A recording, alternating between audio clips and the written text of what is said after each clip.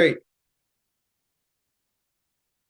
Excellent. So, announcement, the museum event this evening, the Indigenous Space Futures All Aboriginal Panel Discussion at the Melbourne Museum. Two things. First, it's not sold out, so get online, get your ticket, get it as you're going over. But also, it starts at 6 o'clock, which is earlier than what I was told, but I just got confirmation it starts at 6. So as soon as our last talk is done, we got to get our stuff and we got to go. Okay?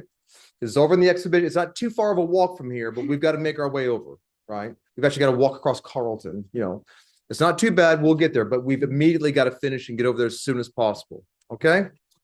Good. So get online and grab that. So excited for our next session. Session 7 is on Indigenous astronomy across Asia. And I'm very excited to present Japan. There we go. Please. Thank you so much. Thank you.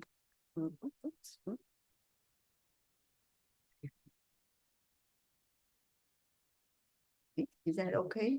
Okay. Good. Hello. Good afternoon. My name is Pan Kangxian, and today I'm going to talk about this title, Reconstructing the Seven-Star Food Story in the Taiwan Indigenous Source Culture.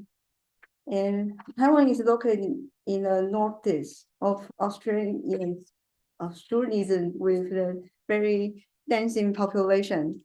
And we have 6 indigenous groups now, and the Zhou is much smaller group. There are only 7,000 people here. And most of them living in Alishan area, and where the elevation range from about 400 meters to 4,000 meters, including traditional territories.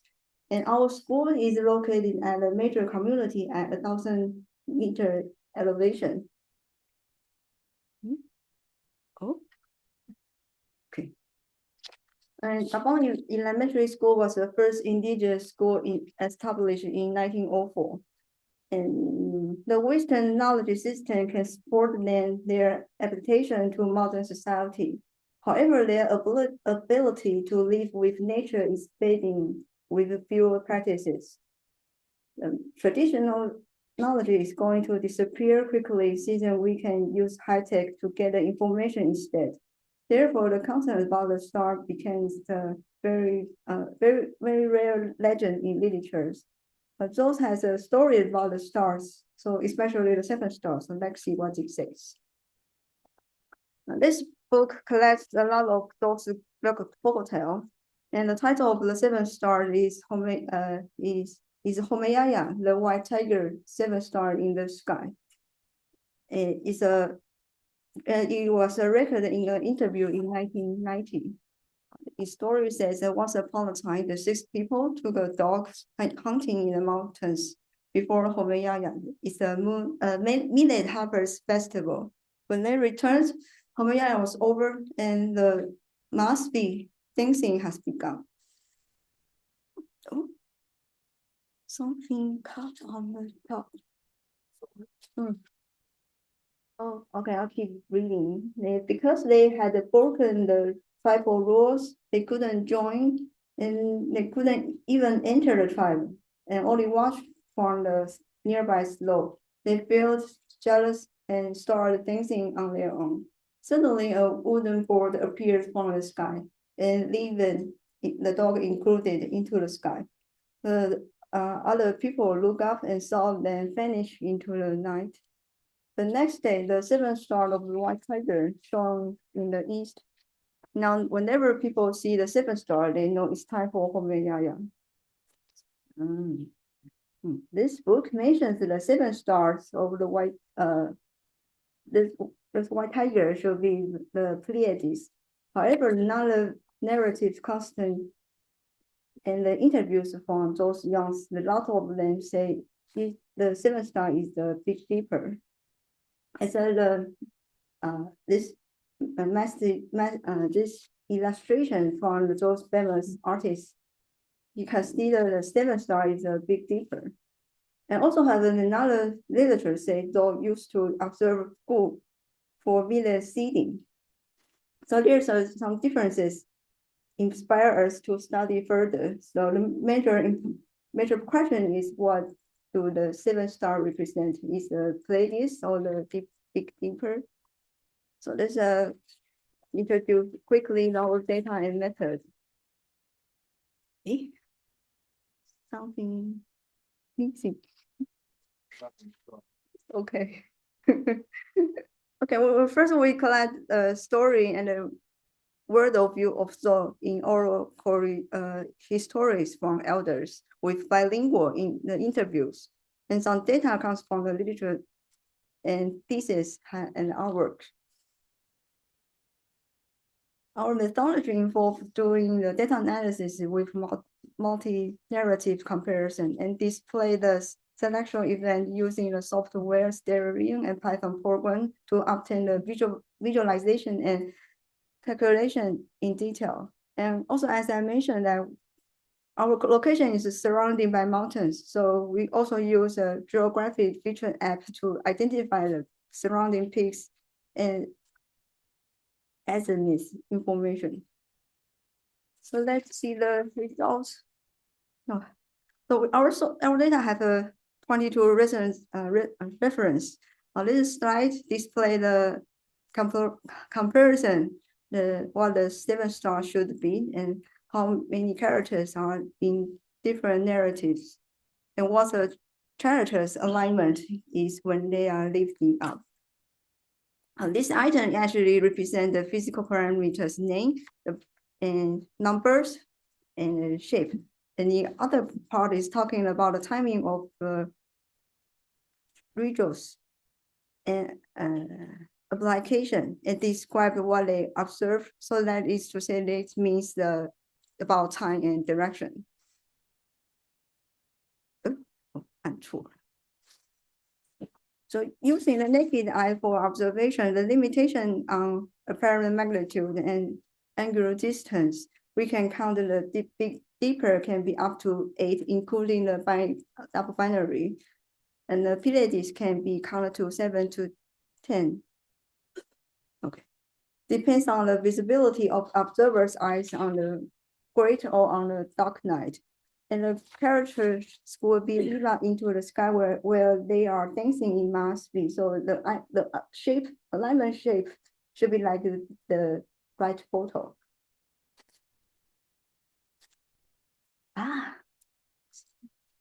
Yeah. I'll keep reading.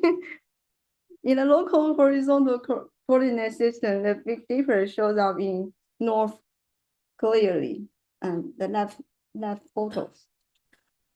The Pleiades go through the eclipse path on the celestial spheres, and the east and west direction have a specific words in those language.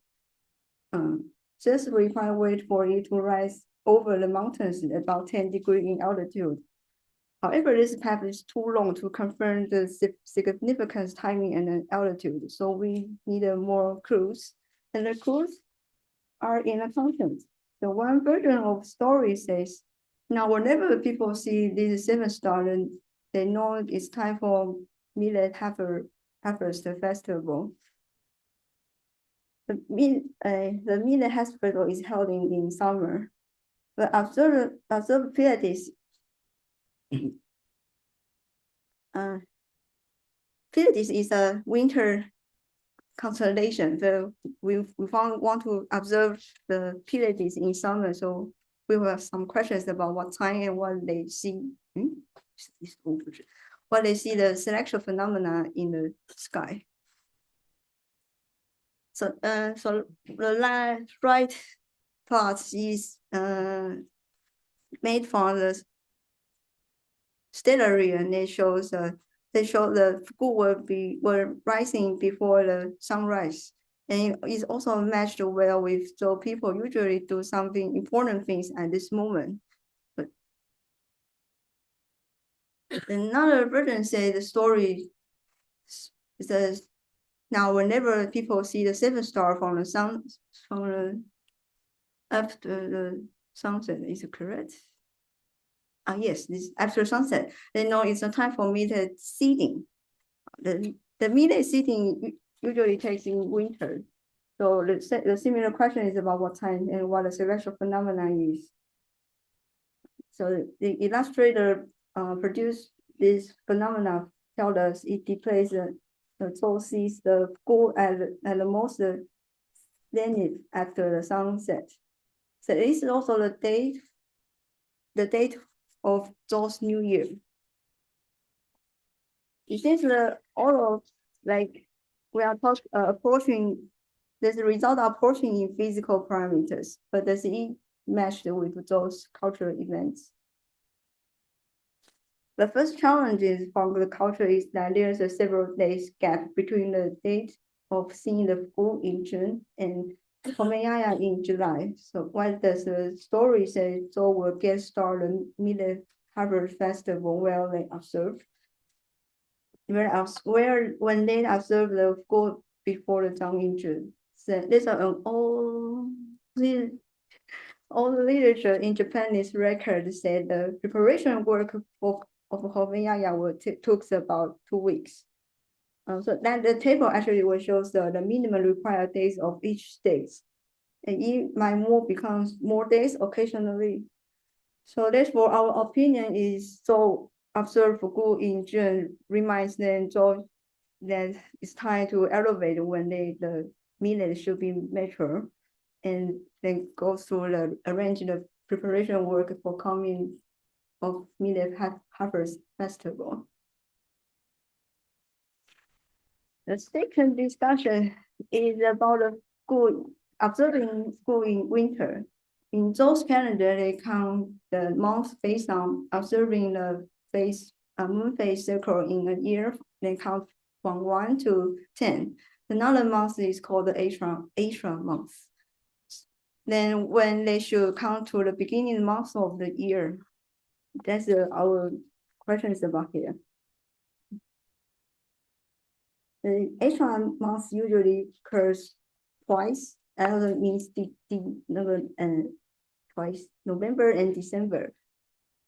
Sometimes there's another month, so we'll see to go at the big lower altitude after the sunset on the moon day. They also will count the extra month in the third times in this year, and which is a leap month. That's the same situation with the lunar calendar. Move on to the conclusion. And so they have a land clock from the surrounding changing by observing flowers, blooming colors of tree leaves and monsoon to know their schedule in a year. Now we can reconstruct the source natural skyline lunar calendar with the with the school observing in winter and summertime. And we are fortunate that this wisdom still exists and which lead us to figuring out. So we also shared our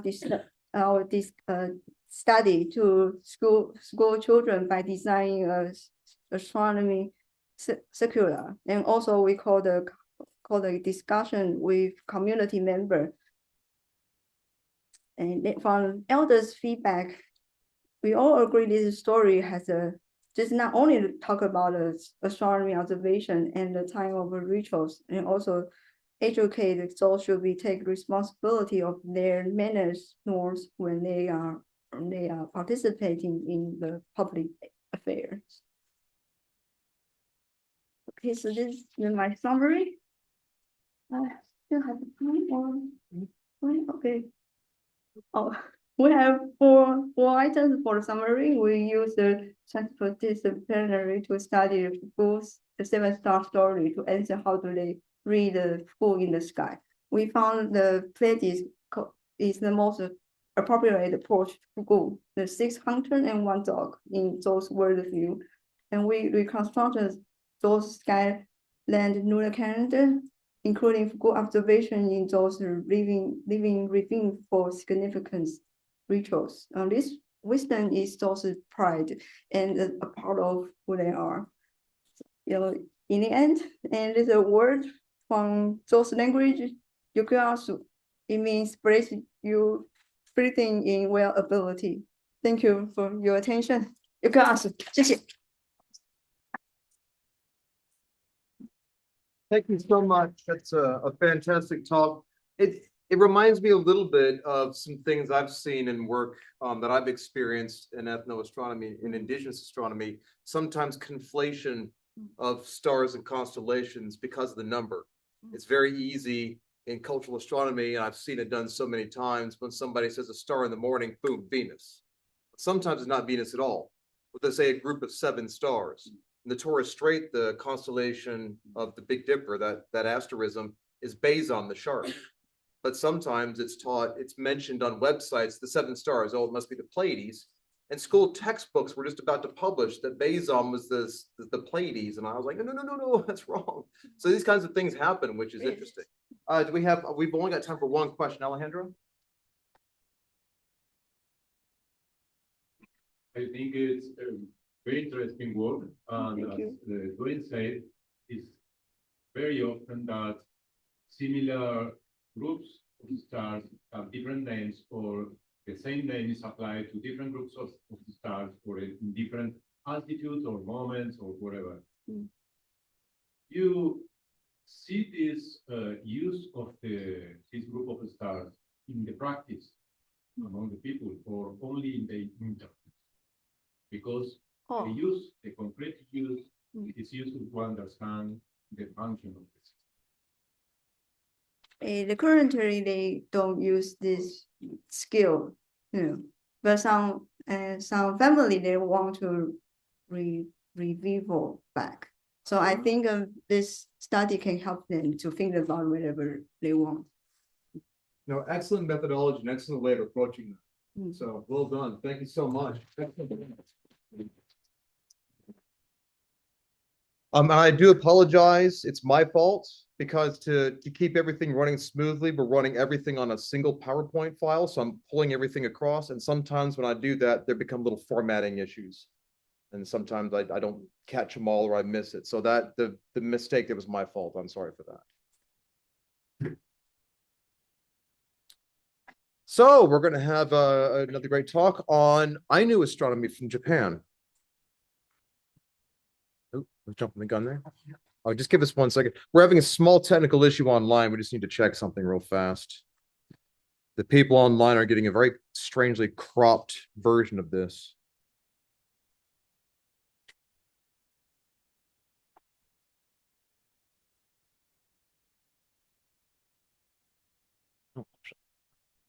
I think I don't think there's anything we can do about that. Sorry. Okay, thank you so much.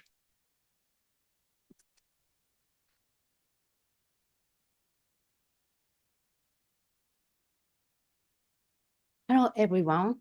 My name is Megumi Yamauchi from Japan. Today, I will talk about the constellations of Ainu people, the indigenous people of Japan. Also, I have been suffering from jaw joint pain since last month. It's difficult for me to speak for a long time. So today, please kindly allow me to present using a pre-recorded version of my own voice. Thank you. Thank you for your understanding. Okay, let's start my presentation.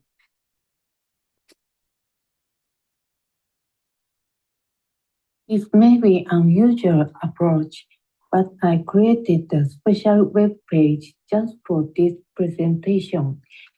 You can send your comments and questions there. After the talk, I'd love to receive your comments directly. For questions, please use the form. Questions will be shared on the site. I'll answer all of them. People around the world enjoys the night sky. Local constellations reflect the unique cultures and perspectives of each region. In 2010, I joined a training program called the Science Producer Course at the National Astronomical Observatory of Japan. Since then, I've been involved in astronomy and space-related outreach. I've held workshops not only across Japan, from Hokkaido in the north to Okinawa in the south, but also in other places like Taiwan, Hong Kong, and Malaysia. Meeting people from different cultures, discovering new ideas from ancient traditions, and enjoying the stars across borders. It's truly a joy.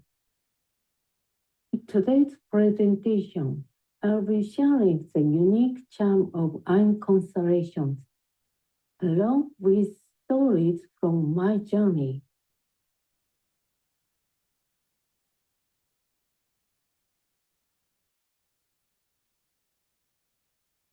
Today, I'll be talking about Ainu constellations from Hokkaido, Japan. Hokkaido is in the northern part of the country, right here. You know, Ainu are the indigenous people of Japan. The word Ainu comes from the Ainu language. It also means human. In the Ainu language, the word for star can be Nochiu, Keta, or Riko. The word may vary by region, but Nochiu or Nochu is the most commonly used term.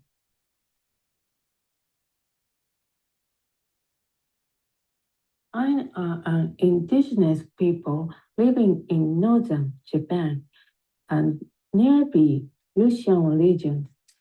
They have a long history across Japan and are part of its roots.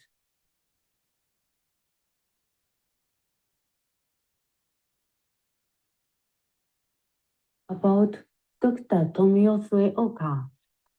His research was summarized in his book, but it has not been widely recognized among Ainu studies scholars. This is because he was a doctor of engineering, and his method of the Dutch correction did not fully meet the academic standards of ethnology. We have corrected the Ainu constellations in mid-20th century. He visited many Ainu people in Hokkaido and compiled his hearing investigations.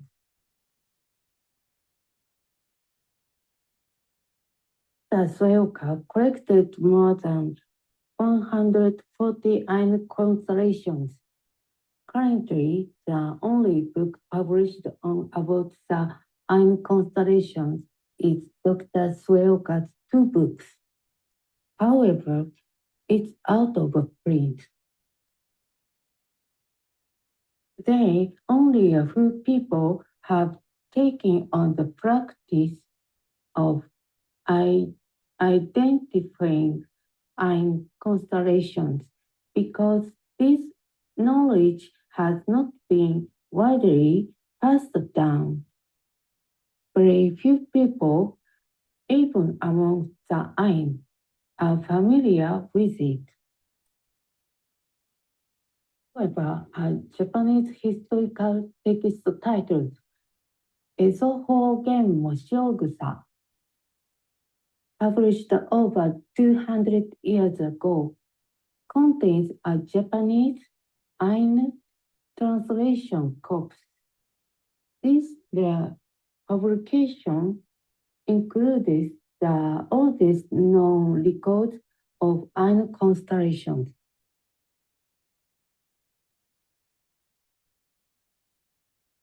In addition, the name of an Ainu constellation was introduced abroad in the mid-19th century through the work Esogashima Gengo, authored by Mogami Tokunai and Philip Franz von Siebold.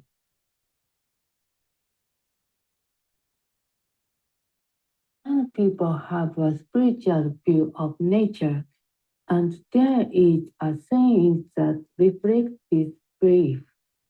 Even if the star traditions are no longer passed down, the reasons those stars are there have not disappeared. Everything has a soul and a reason to exist in this world.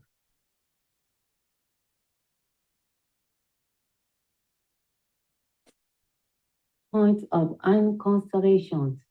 Ainu ways of viewing the stars in Hokkaido before electricity. Ainu readings of the 88 constellations. Some of the star names are based on the movement of the stars. From these names, we can learn about Hokkaido's Ainu culture, history, wildlife, and climate. Some Ainu constellations may remind us of the mythological style seen in Western star stories. However, I personally find it more beautiful and meaningful when the night sky reflects the natural landscape closely connected to the Ainu way of life. But the planispheres made myself wondered how I could share these unique and fascinating constellations with others. As a result, I created my own planisphere and now use it to introduce Ainu constellations in my lectures and workshops.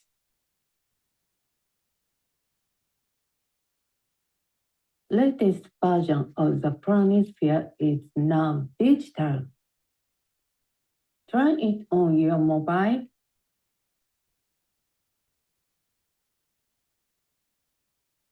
Six printed handout and use the ID and password to access the site. The scenes from my workshop abroad. Shops and lectures in Taiwan, Hong Kong, Malaysia, and more. Not fluent in foreign language, but I've been able to continue my work thanks to the support of many friends. At international workshops, I speak through interpreters to share my message. This photo was taken 7 years ago. The woman standing in the very back is Miss Shari Tang from Taiwan, who presented just before me today.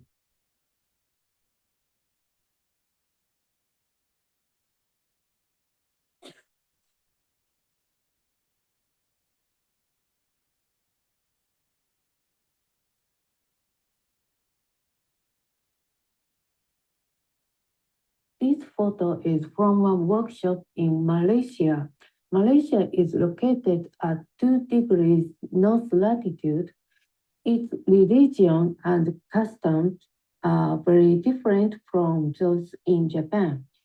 It was a great joy for me to share stories of stars from 43 degrees north in such a different part of the world. Around April, in Malaysia, the Big Dipper appears in front of you. In Hokkaido, it appears high above your head. The stars are the same, but the sky looks different.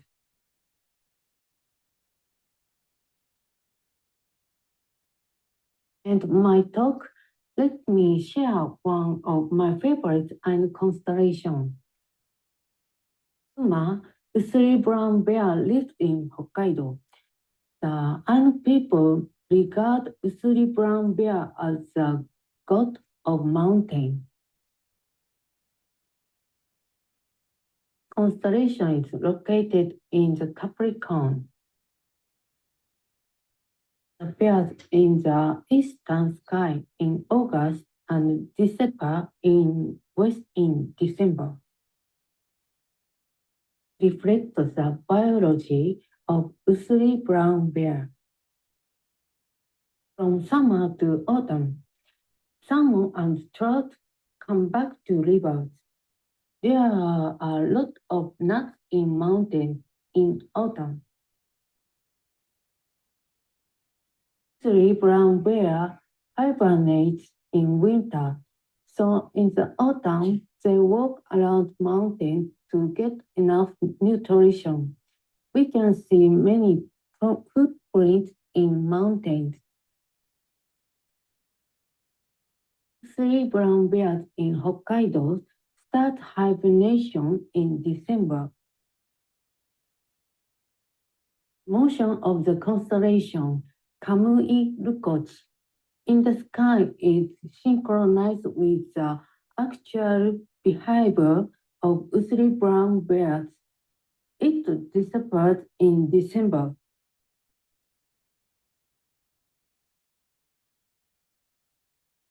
I was only able to introduce one constellation, but the Ainu people have many unique constellations.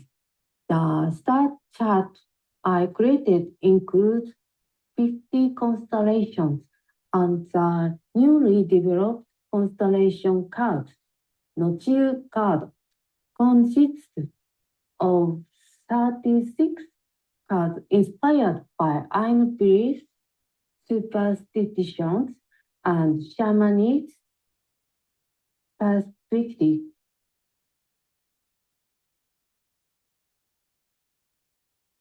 The Sueoka recognizes mainly on words related to celestial bodies such as stars and planets. These variations exist because daily life differs between inland and coastal areas of Hokkaido. Even the same group of stars may have entirely different names depending on the region. Today's my presentation helped you learn something about the Ainu people, and you enjoyed the time we spent together. Then my presentation was a great success. Thank you very much for your attention. Yeah, Akira.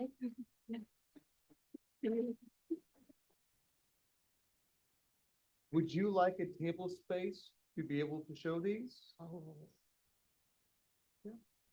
I can make sure there's a space out there on a table if you'd like to show people. Would you like to take any questions? Yes, Take one. I think, okay, go to the, if you want to ask a question or send a message. Comment. Comments, okay, comments, yes. I tried to go to the digital planisphere that you have on your piece of paper, but it says you need a username and password to log in. All right. Answer. Yeah.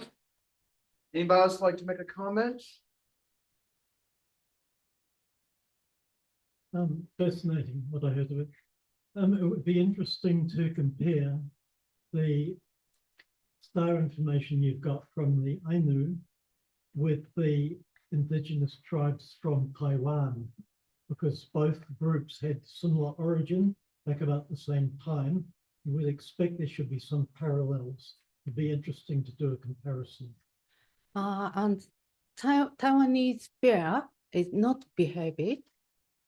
In Hokkaido's three bear is winter sleep. Yes. Thank you so much. Thank you so much. Well done. All right. Very happy to introduce Akira Goto, who's going to speak to us on more Ainu astronomy.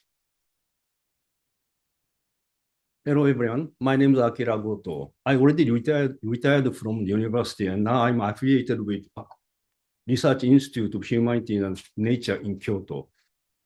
The Ainu people are the indigenous inhabitants of northern Japan, particularly Hokkaido, as already talked by Yamauchi-san. The Ainu people also lived in northern Honshu, southern Sakhalin, and Kuril Islands. They have their own language in which Ainu means human beings. This chart shows chronology. This chart shows chronology of Hokkaido and Honshu Island from prehistory. The major difference is that after the Yayoi period, when rice cultivation was introduced to Honshu Island, hunting-gathering economy continued in Hokkaido and called post-Jomon period, followed by the Satsumon period. Along the Okhotsk Sea coast, the maritime hunting Okhotsk culture have arrived from Sakhalin. There's a strong hypothesis that Ainu Bear Festival originated in Okhotsk culture. About 800 years ago, the Ainu period started. Right now, I only emphasize that Hokkaido was not an isolated island, but rather an island of cultural interface. This is also true of the Ainu culture in general. From the 13th century, Japanese settlers began to move in, leading to conflicts.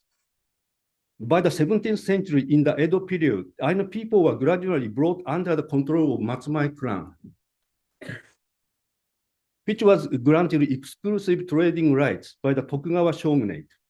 Even after Japan's modernization in the Meiji period, 1868, the Ainu people continued to suffer from prejudice and oppression. There are some recent official and legal movements, such as adoption of United Nations Declaration on Rights of Indigenous People and its Japanese government's endorsement in 2007. I don't have enough time to just look through two unanimous adoption of a resolution and adoption of law. And finally, the establishment of National Ainu Museum in 2020. Although there are revival movement of Ainu culture and landscape, it cannot be said that the discrimination against Ainu people has completely disappeared. This is already Yamauchi-san said that oldest Japanese record of Ainu astronomy is the Ainu Japanese dictionary Moshiogusa, written in 1804 during the Edo period. It mentions Ainu word of the sun, moon, stars, together with a sketch of some stars. One of the earliest papers on Ainu people's stars by Japanese scholar was written by Iwao Yoshida, titled Ainu Legend About Stars, published in Journal of Anthropology in 1911. Ainu star ethnography is pioneered by foreign researchers such as British missionary John Batchelor, the British medical doctor Neil Munro, and the Russian ethnologist Nikolai Nevsky. Their works include some information on astronomy. Batchelor's records, although influenced by biblical interpretation, is one of the earliest comprehensive ethnography of the Ainu people. In it, he notes the tendency for the sacred window of dwelling to face east, and argued that this is related to the direction of the rising sun. However, this tendency primarily applies to the southwestern region. In other regions, the windows are made oriented to sacred mountain and or upriver directions. So it could be directed to north or even west. A British medical doctor, Neil Munro, who lived in Ainu village of Nibutani, investigated the stone circle of Oshoro, the middle one, written in prehistoric Japan in English, and in relation to sun worship. In his work, Ainu Creed and Cult, he writes that during the bear festival, when the bear returned to the world of the gods, bear's soul reside star called Chinukuru Karu, that probably corresponds to North Star. He also mentioned the Milky Way as pet noka, that means something a river, and celestial bodies are collectively referred to as tompe, meaning shining objects. Other researchers such as Itsuhiko Kubodera, Genzo Sarashina, Mashio Chiri, and ethnographic reports by Hokkaido Government Office briefly mentioned stars.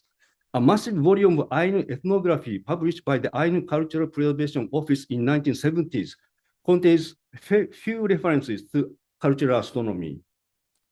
And there's no information on people's star or that rivals the materials left behind Tomio Sueoka. This is already talked by Yamauchi-san.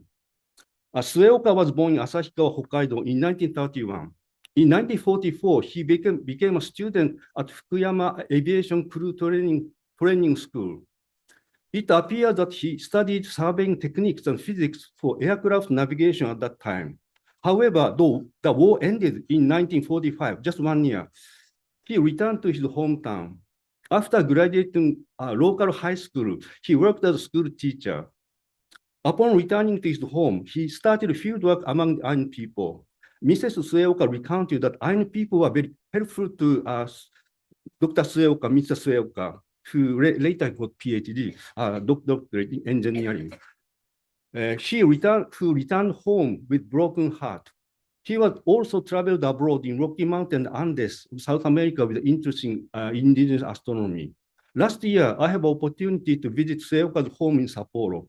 His handwritten notes show that he had studied physics and astronomy on his own. Furthermore, it was revealed through letters exchanged with Howe Nojiri, the right side, who was a pioneer of Japanese cultural astronomy.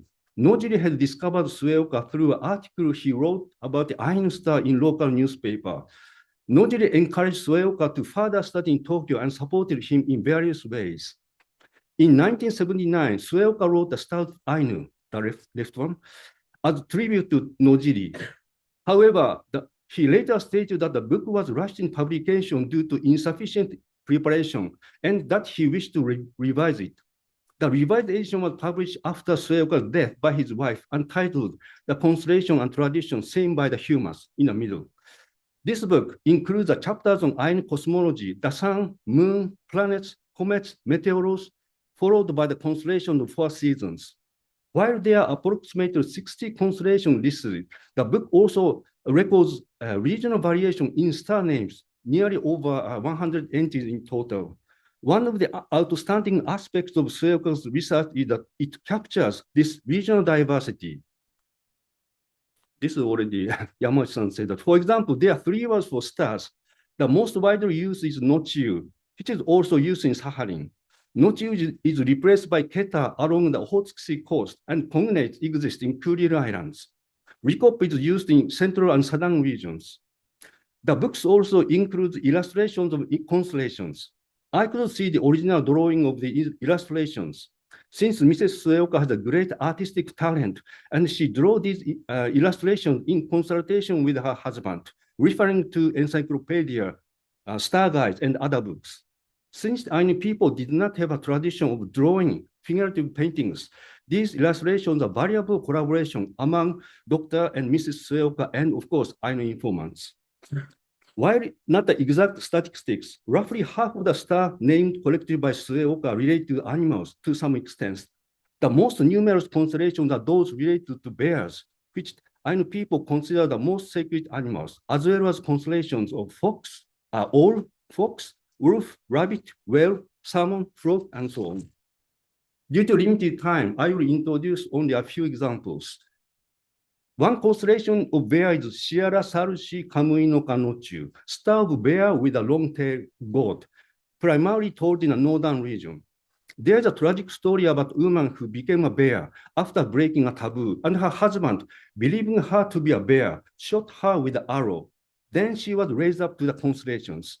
As Sueoka pointed out, this story has a strong resemblance to the origin story of Big and Little Dippers in Greek mythology. In contrast, Gemini corresponds to Asperunoka Nochu, star shaped like bear's ear in northern southern regions. A chronicle rise of this constellation at the end of December tells the season for bear festival. Another example is the story of Samaen, who chased bear that killed his hunting dog and ascended to the heavens. It's found throughout Hokkaido. Samaen is said to be chasing the bear forever in the form of a Big Dipper. Therefore, one might think that a Little Dipper is a deer, but according to Sueoka, there is no such definitive proof. Additionally, the myth that Orion is the deer-shaped king of the forest, Shiapuka, and Sirius is the hunter pursuing him, and Kimunkuru no Chu, may be a part of cosmic hunt tradition common among the northern peoples. The right side, the map. In Hokkaido, the Big Dipper is a circumsolar star, and constellation called Upopoketa is known from the northern to central regions. The constellation is said to represent women dancing in a circle. There are also legends related to Pleiades. Pleiades are said to be Toranne no Chu, or lazy daughters, who hated farm work and played instead and punished by being sent to heaven. The 3 stars of Orion chasing the lazy daughters. The idea that lazy young people became the Pleiades is an interesting commonality found among Iroquois tribes of North America. Both stories are based on the proverb that when the Pleiades appear in the eastern sky at the end of the autumn, it is time to store food for the cold winter, so don't be lazy. The Ainu people see M-shaped Cassiopeia as 2 boats engaged in net fishing, probably salmon fishing. Since salmon is a staple food for the Ainu people, there are a few more constellations related to salmon. For example, V-shaped Hyades is a salmon trap. Additionally, the dark region near Cygnus in a Milky Way, Pet Noka, is seen as a salmon nest. The Ainu people used to observe this dark region to predict the success or failure of the salmon run for that year. Discussion. Most of the researchers will agree that one of the most important concepts of Ainu people's belief is kamui. Kamui sounds like kami, which means gods in Japanese, but we should not confuse these 2 concepts. According to Nakagawa, kamui refers to everything that has power that humans do not have. For example, birds are kamui because they can fly, which humans cannot do. Bears and foxes provide fur. Trees provide wood and bark, and plants provide food. All of the things that humans cannot create, so they are kamui. When they say fox kamui, we might imagine a fox god that governs all foxes, but for the Ainu people, each individual fox is a kamui. Natural phenomena such as fire and lightning are also kamui. In addition, kamui are not necessarily benevolent because diseases like smallpox and famine are also considered kamui. But to the Ainu people, kamui not superior being to humans, but they live in a mutual dependency with humans.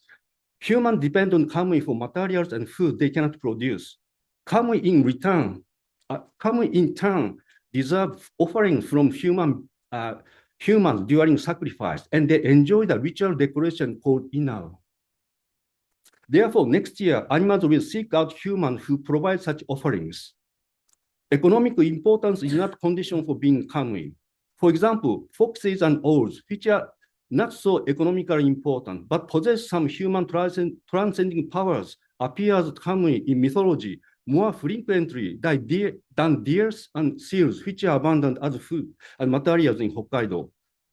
In kamui moshiri world, they take the form of the humans. When they come to the human world, Ainu moshiri, they wear clothing that humans can recognize, such as fur of bear. The Ainu are often said to have animism, believing that spirits dwell in all natural phenomena. However, this is a classical understanding of animism, such as proposed by Edward Tyler, who argued that spirits dwell in both humans and all things. Instead, the Ainu belief is more appropriately understood through the recent concept of animism. This is the animism theory proposed by scholars such as Philip Descola, Eduardo Kohn, and Viveiros de Castro, and others who consider the existence of agency in nature from a standpoint of perspectivism. This recent concept of animism is more appropriate to understand why animals talk as a first person in Ainu mythology. There, Ainu kamui feel, think, struggle, and conflict like humans. And it is not necessary to assume underlying principles such as shared spirits. Conclusion. The starry night should be understood as an arena that expresses dynamic interaction between the Ainu people and the Kamui. Constellation that serve as the agency that provide guidance for Ainu people's daily lives, their calendar, ritual cycle, and their livelihood technologies. Knowledge of the Ainu constellation have rapidly disappeared since the modernization. This is the very reason why Sueoka's records are so valuable. In this connection, it is important to re-experience Ainu skyscape by advancing cultural astronomy projects. So Yamauchi-san's project is very valuable. I think we ourselves now plan to implement a project on Ainu astronomy using a mobile planetarium. Several plans have been proposed, such as elementary school student and storyteller group will narrate folk tales during the planetarium show. Or traditional music will be used as BGM. And there are stargazing plans to observe actual night sky and talk about Ainu people's stars. Okay, thank you. These are references. Thank you, Professor. Any questions?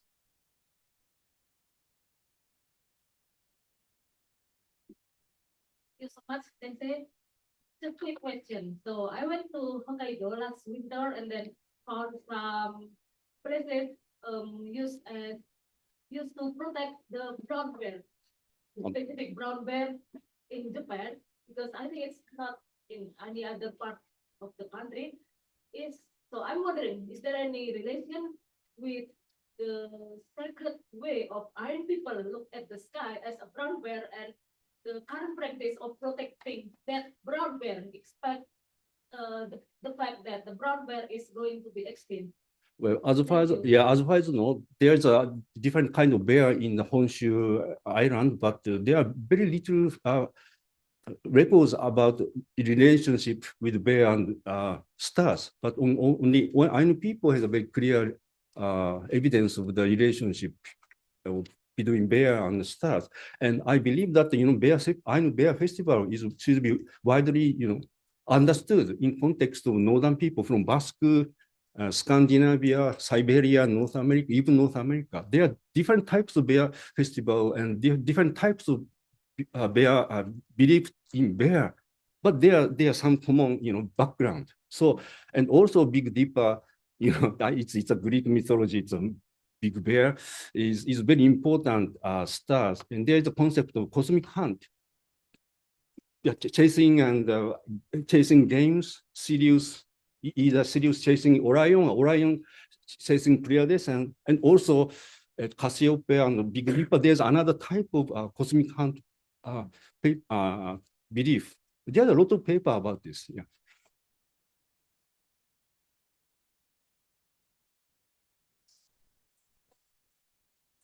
Yeah.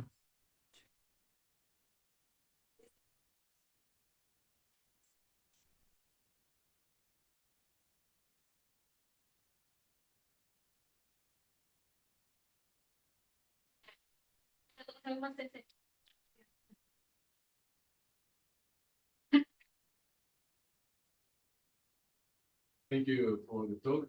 In more theoretical terms, it's very interesting that we don't use the old-fashioned minimism category from Taylor, but I'm also skeptical about the application here of the idea of perspectivism from Viveiro de Castro or animism in the scholar terms.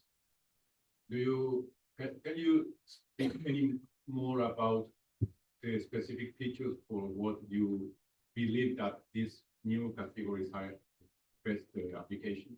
Yeah, I'm studying the mythology of other several parts of the world, and I have some question that what Kamui to the Ainu people mean, and I found that the Viveiro de Castro's concept is very, very applicable to the way of thinking. Why the Kamui animals talk, and they appear, they talk as a first person, not just from the human viewpoint.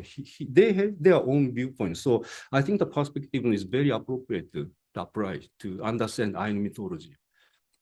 I suggest explore another options that are more appropriate because perspectivism is very specific in the idea of exchangeable bodies that is very particular. Yeah.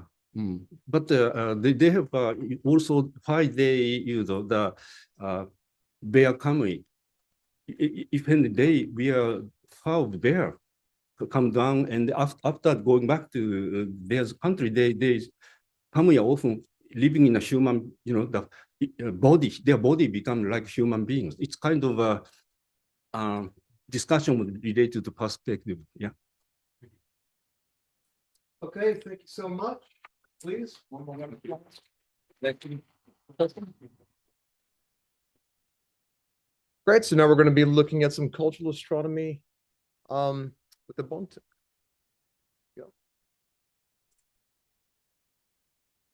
Hello, everyone. I am Martine from the Philippines, and I'm here with me today is Miss Joy Filoga, my colleague, also from the Philippine Astronomical Society.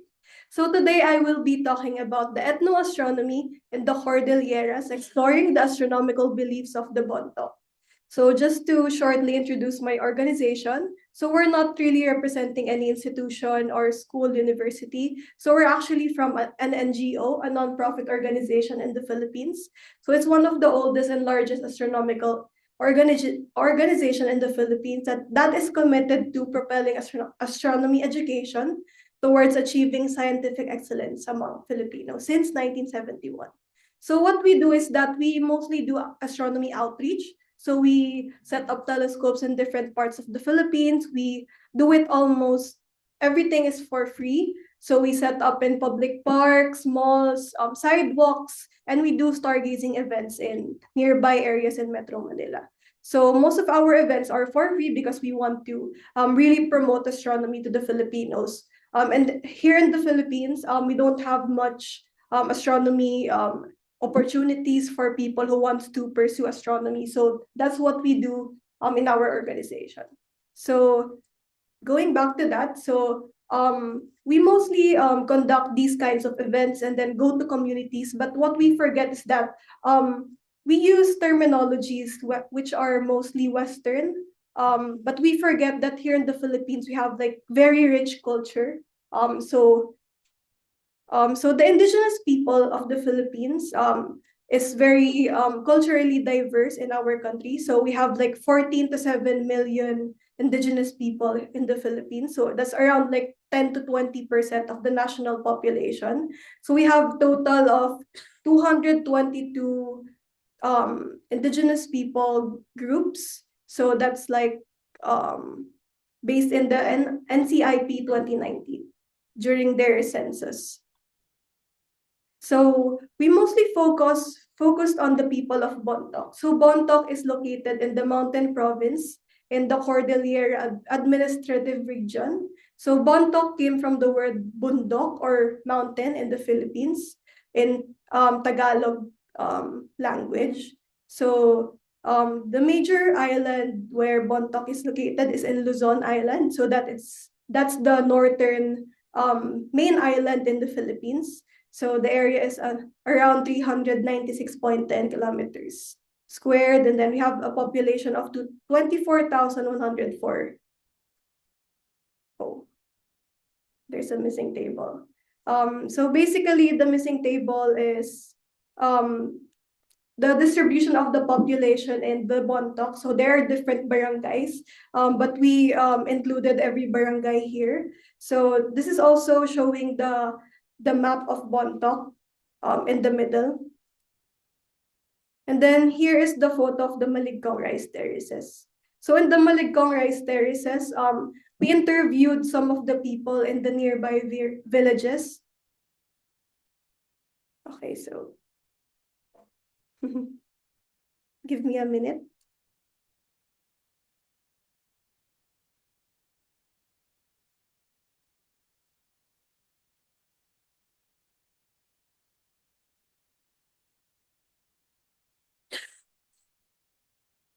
Okay, so the table here says that for celestial objects, for the sun, so it shows the different terminologies in Austronesian, Tagalog, Central Bontoc, Malay, and Tausug. So we can see the similarities between these words, like for example, like for sun, moon, star, sky, we use the word araw, buwan, tala, langit in Tagalog. We can see that it is very similar in Central Bontoc, also in Malay and Tausug. Like for example, in Moon, in Austronesian, it's Bulan, Tagalog, it's Buwan, Central Bontoc, it's Foran, and for Malay, it's Bulan, and Tausug, it's Bulan. And then for star, Austronesian, it's Tala, and then Tagalog, it's Tala or between, Central Bontoc, it's Taraw, and then for Malay, it's Bintang, and then Tausug, it's between. And for sky, Austronesian, it's Langit, Tagalog, Langit, Central Bontoc, Chaya, and Malay, Langit, Tausug, Langit. So the Philippine languages, including Bontoc, Tagalog, stem from the Austronesian language family. So it has like linguistic ties between Bontoc, Malay, and Tausug. So it suggests that there is a like historic migration and contact, and languages reflect traditional knowledge system. So Bontoc communities had no native term for planet. So this is the traditional seasonal calendar as shown from the picture. So in Bontoc, they don't really rely on the traditional calendars that we use, because before they just follow these traditional seasonal calendar. So there is like no formal system for recording time. So the elders' age were only estimated through the Philippine Statistics Authority. So the seasons are tied to farming cycle. Gregorian calendar adopted for daily use, but traditional calendar remains for agriculture purposes. So right now, since due to modernization, they were able to like apply the Gregorian calendar, which they are already using right now. So for agricultural seasons, this has shifted over time as well. This is because of the climate change, so which also interrupted planting and harvesting patterns, and labor migration also reduced farming participation. So we have the terms like samar. Samar is where they prepare the paddy fields, and then panar is rice sowing. We have the tuned, wherein they transform the seedlings. And then we have ani, which is harvesting time. And then, what is the role of the community? So farming activities were closely tied to cultural beliefs and community practices. So ATO, the Council of Leaders, guides elders, farming decisions uphold cultural norms. So these people decide when to plant, and then when to sow, and then when to harvest. So the children once learned these traditions through early ato. Because what they do before is that the very start, like the young children, they sleep with the ato. So the photo beside, this is the house wherein they sleep all together with the young children. So the elders try to like teach them about agriculture, basically everything about life, because before they don't have any formal education. So this tradition already stopped. And we are discussing this because this is very important, because through these kind of tradition, they were able to like pass on different their tradition and culture. Like for example, most of their literature, their chants, their stories, and even like astronomy beliefs. So while Ato is no longer functioning before, they still influence agriculture and cultural life in their community.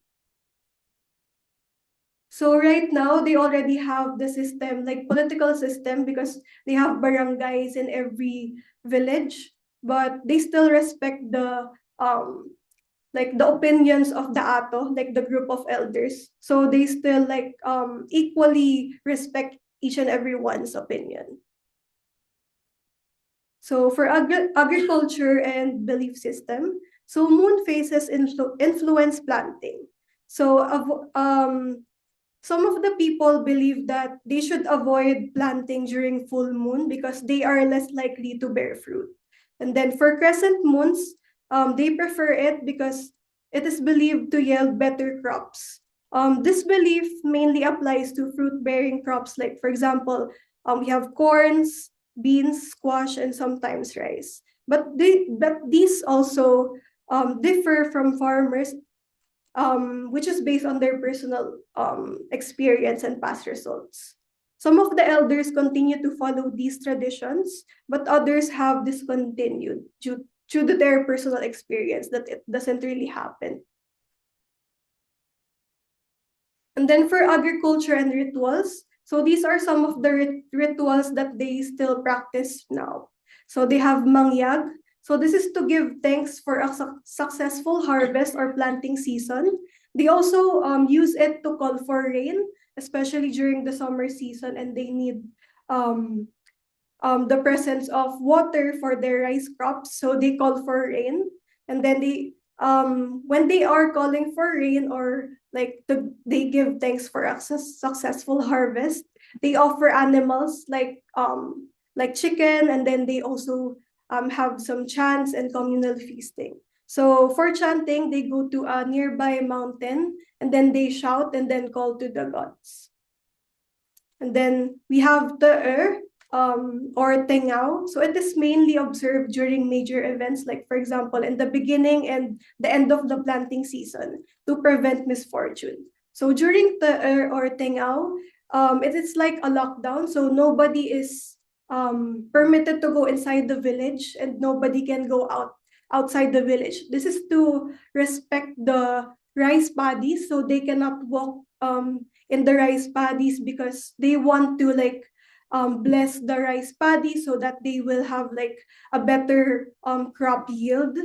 So if you try to like disrespect that kind of tradition, you will have to like pay for it. So you have to like offer a pig so that everyone will eat from it, and then they will repeat this kind of ritual. So in the village that we went to, they have like the longest timeline for the which is like 5 days. So nobody can enter and go outside for the village within 5 days. So they also have ape. So for ape, it is an agriculture community ritual. So they perform it before planting, during crop growth, to ensure protection, fertility, and abundance. So they offer chicken and then pray to their gods. So they also have ritual dancing. And then agriculture timing according to moon and stars. So this is for traditional celestial observation. They use stars to guide their time of planting and harvesting. Before, they don't really have the concept of months, so they just base it on the moon phases and seasonal star appearances to mark agricultural cycles. So here are some of the indigenous constellations. So we have Balatik, Orion's belt, which is a pig trap used in Luzon tied to hunting traditions. So we also have Moro-Poro for Pleiades. This marks the start of the planting season in many indigenous groups.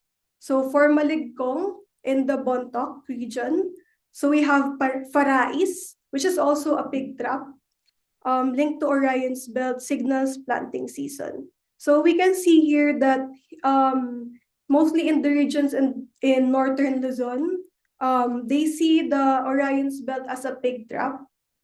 So for Ovovon, this is the term that they use for Pleiades. So here is an excerpt from the Balatik book by Dante Ambrosio. So just for your information, this is the only book that we have for ethnoastronomy in the Philippines. So for literature, we have Lumawig, a central figure in Bontoc, origin mythology believed to have descended from the sky, signifying a celestial origin. So before, they don't have any religion. So they just believe in the presence of Lumawig, their god. So there is like a Bontoc story coming from Lumawig as well. So this is the story of the 3 stars. So these three stars came down to earth and then they want to take a bath in a lake. But a man was captivated by one of the star. So this man stole the wing of the star. So the star wasn't able to go back to the sky. And then they eventually got married and then had family. And then after that, the star finally found out that the man hid her wings, and then she went back to the sky. And then these are the challenges of our study. So number one, we have limited scholarly literature. So in the Philippines, we don't have a lot of academic studies and ethno-linguistic documentation in Bontoc, or even like in most places in the Philippines, even though we have like 122 IP groups. We have undocumented and evolving language. So what we've noticed during our studies that for each barangay, they also have different variations for each term.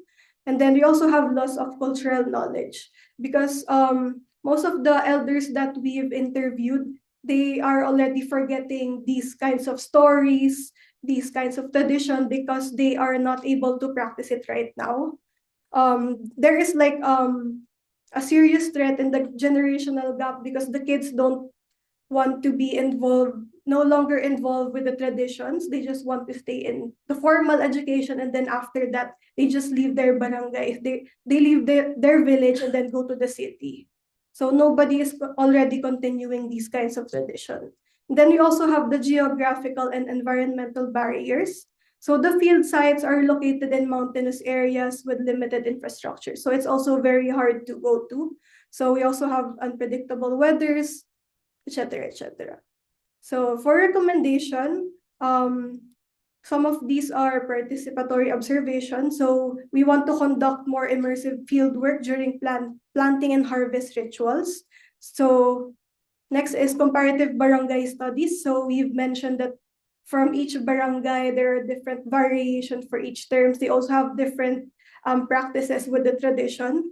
So, and then next we have youth engagement. So we want to also involve the younger community in understanding the traditional knowledge that is passed on and still adapted today. And we also want to collaborate with the LGUs and NCIP. So for this study, we've only partnered with the tourism department and the LGU. So we want to like definitely reach out to the NCIP as well.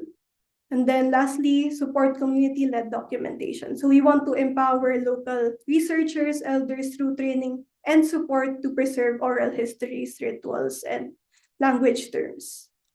So in conclusion, this study highlights the deep connection between agriculture, astronomy, belief systems, and ritual and Bontoc culture. So despite these challenges that we've encountered, like limited documentation, loss of cultural barriers, the persistence of these practices really reflects indigenous knowledge system. Preserving and understanding these traditions not only honor ancestral heritage, but also offers valuable insights into sustainable, community-rooted ways of life. So thank you and maraming salamat.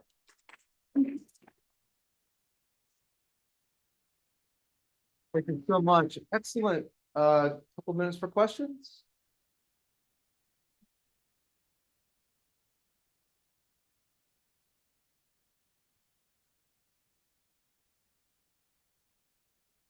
More of a comment than a question. So, in Korea, we also have the same story of the three beings that came down, and then a guy basically one of the goddesses.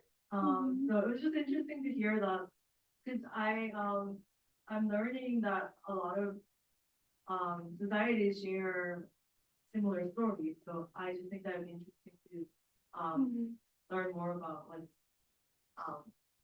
shared, because also in Korea we think that there's rabbits on the moon. There's a lot of stories about that, and that's shared in a lot of cultures and indigenous societies in North America as well. So it's interesting to make those connections. Thank you. Thank you so much. We should talk more later. I do want to make a shameless plug that Bridget Kelly here is about to finish her PhD looking at exactly why so many groups of stars around the world are seen in such remarkably similar ways. You've taken quite a psychological Gestalt principles approach to that. So you've come up with some really amazing results too. You've got a poster up, don't you? On Friday. There we go. Excellent. Any other questions?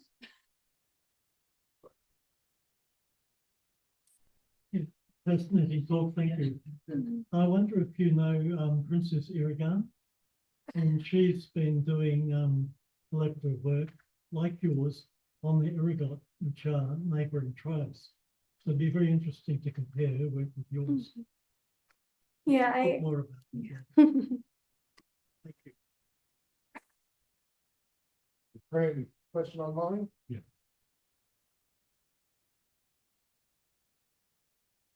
So this is from Theophilis. Thanks for the talk. With the shifting seasons from climate change, maybe other natural causes, how do farmers adapt their astronomy-related agricultural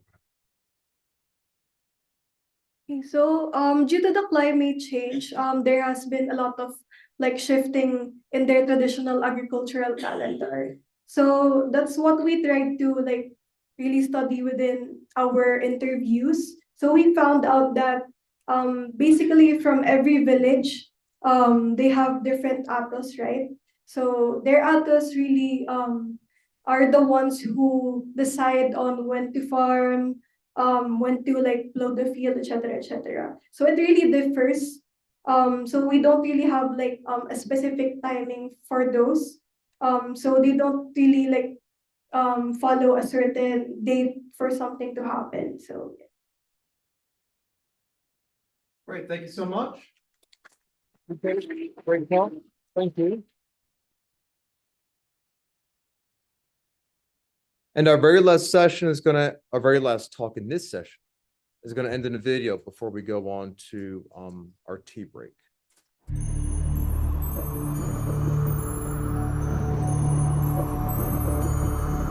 Before our ancestors traveled through the vast oceans, they mapped the stars. Long before textbooks, they read the heavens. Long before pop songs, they chanted their names. Today, we return to those skies with new eyes, searching for what they saw, believe, and pass on. Nuan na iazata langi, azaga fatatavun, or what is in heaven is also on earth, is a pioneering study that highlights and compiles the indigenous astronomy of the people of Cagayan, both past and present. It explores how celestial observation, beliefs, and phenomena have shaped the lives of the province's diverse ethno-linguistic groups throughout recorded history. I'm Joshua Jewel Palolan of the Cagayan Museum and Historical Research Center and the Cagayan Heritage Conservation Society, and I will be presenting Nuan Nai Azatalangi, Azaga Fatadavun, or What is in Heaven is also on Earth. This work draws from early Spanish sources, including Fray Jose Bugarin's 17th century Diccionario Ibanag Español and the 1914 Diccionario Español Ibatan compiled by Dominican missionaries in the Batanes and Babuyan Islands. These references primarily reflect the Ibanag and Ivatan communities, two of the region's oldest ethno-linguistic groups during the early colonial period. However, due to the limited documentation of other pre-conquest groups, especially the Itawit and Iraya, much of their indigenous astronomical vocabulary has been lost. To address this, I conducted ethnographic fieldwork gathering oral histories and terms from Ilocano and Ibatan fisher folks from the Calayan Island and Agta and Acta communities in Sanchez Mira, Peña Blanca, and Ballesteros. Additional data came from the Itawits of southwestern Cagayan, the Ibanags of both north and south, and the Malaweg people of Rizal. Together, these voices create a more inclusive and representative portrait of Cagayan's cultural and linguistic heritage. These findings were then cross-referenced with enduring indigenous practices still observed in the Cordillera region, a mountainous area to the west that resisted full colonization until the American era. Comparisons were also made with other sky-related traditions from across the Philippines and Southeast Asia to help partially reconstruct Cagayan's ancestral astronomical knowledge. Much of this knowledge, however, was gradually displaced. The Spanish imposition of the Gregorian calendar, combined with the arrival of Western scientific knowledge in the 16th century, transformed indigenous ways of marking time, reading the heavens, and understanding cosmology. But despite this disruption, traces of an ancient knowledge remain. Some Austronesian terms for celestial bodies dating as far back as 3500 BCE still survive today and share cognates across many languages in the archipelago. Words for the sky, sun, moon, stars, and meteors reflect a shared cultural and linguistic heritage. Beyond Austronesian roots, Philippine Indigenous Astronomy also absorbed Sanskrit, Arabic, and Malay influences. The result is a unique synthesis of native and external astronomical traditions stretching across the Indo-Malay archipelago. One striking rediscovery is the Ibanag word Mangilangi, referring to a pre-conquest astrologer or sky watcher, someone well-versed in reading the heavens. In Ilocano, Carro of 1849 recorded the term Manang-angit, which means both one who observes the sky and boat navigator, showing how indigenous astronomy was tied to navigation. Among the Ivatan, the phrase Numangilud duvilugen means one who reads the heavens, echoing the same reverence. These terms confirm the localized astronomical systems existed throughout northern Luzon. Celestial terms were often tied to rituals, particularly those involving the moon and the Pleiades. This may have been led by women spiritual leaders known as aniteras, healers, ritual specialists, and possibly the first indigenous astrologers of pre-colonial Cagayan. Among the Atta Isigiran, hunter-gatherers of Cagayan, the word alak refers to sun rays, lightning, and the arrow fletching, showing how natural and sacred imagery were intertwined. The Labin Agtas use pana na anito, or arrow of the gods, to describe meteors and comets, linking the heavens with sacred tools of war and protection. In Ilocano and Ivatan, the term layap refers both to a meteor or comet and a ceremonial dagger, suggesting that these cosmic events were understood through symbolic and sacred objects. Some groups even use humor in their sky stories, describing a meteor as a star taking a dump, a light-hearted reminder of how celestial events were integrated into everyday language. The Ilocano weaving community links the stars to their craft. The word Gaganayan describes both a warping frame and the Orion constellation. Another word, Turayan, means both chieftain and constellation, showing how leadership was imagined in harmony with the stars.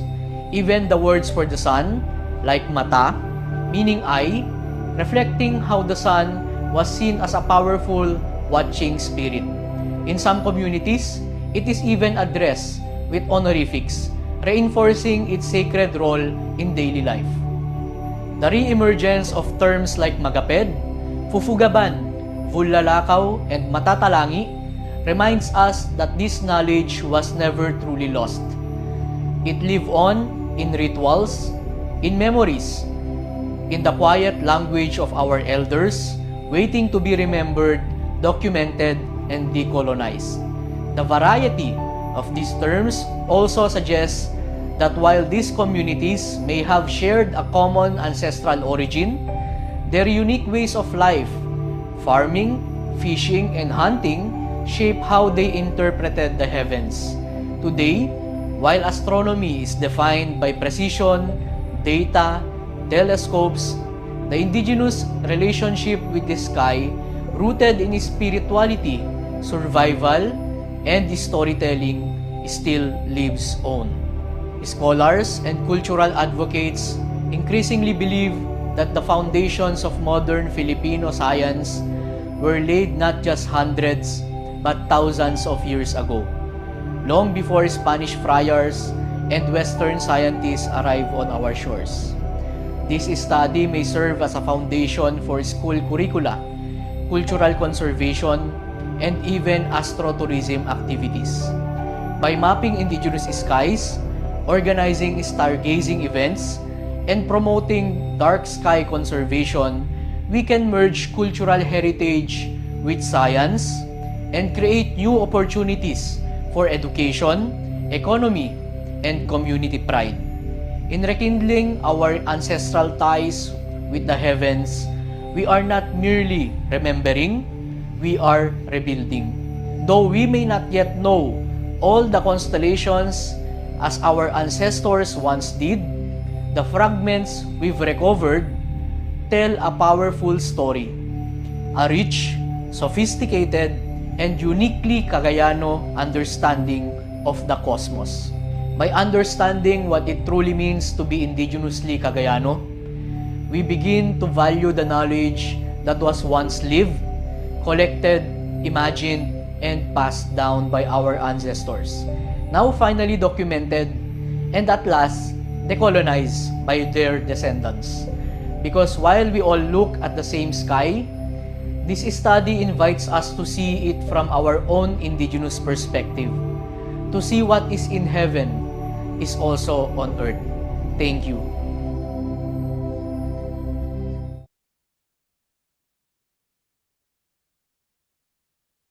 What an excellent video. So Amanda's created a document they're going to be sharing around. If you have questions for online speakers, you'll be able to fill out a form and click, and that'll send them an email directly. You'll be able to contact them through there. So that's for everybody online or here. Now, we're finishing about 10 minutes early for this session, which is great. Now, what I'd like to do is we've got that 10-minute video by David Bozen. I really want to show that today. So we're going to have our 30-minute break, but we're going to start at 10 to 4 instead of at 4. Okay? So I'm going to show that video. It's only 11 minutes. It won't eat into too much time. We'll have our session, and as soon as we're done that session, we're going to haul backside over to the museum for that Indigenous Space Futures panel discussion. All right. See you guys in half an hour.